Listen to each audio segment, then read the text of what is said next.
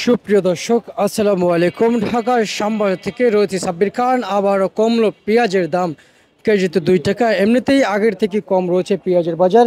এদিকে রসুনের বাজার অস্বাভাবিকভাবে কমে গিয়েছে।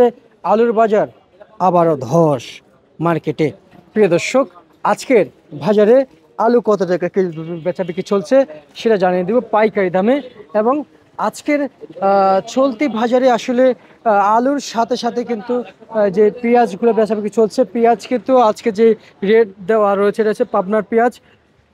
এই সমস্ত পাবনার পেঁয়াজ পাইকারি দামে কেজি দরে কত টাকা পর্যন্ত বেচাবিক্রি চলছে সেটা আপনাদেরকে জানিয়ে দেওয়ার চেষ্টা করছি। এবং আজকের বাজারে কিন্তু প্রতি কেজি যে পাইকারি দামের যে বিক্রি হয় মার্কেটে পেঁয়াজ, সে পেঁয়াজ মার্কেটে আজকে পাইকারি দামে চলছে।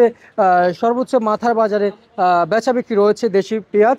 সর্বোচ্চ মাথার বাজার পাইকারি দামে চলছে দেশি পেঁয়াজের দাম আপনার 61 টাকা কেজি ধরে।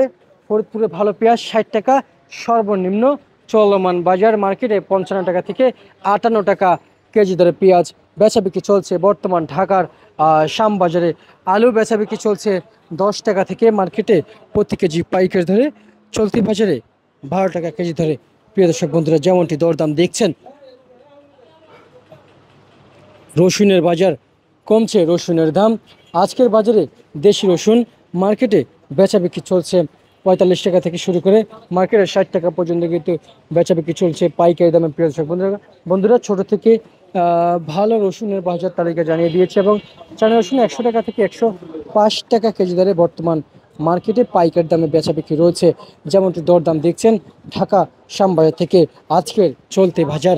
প্রিয় দর্শক বন্ধুরা, প্রিয় দর্শক, যেই বাজার তালিকা জানিয়েছি শুধু কেবল আজকের জন্য রেট থাকছে।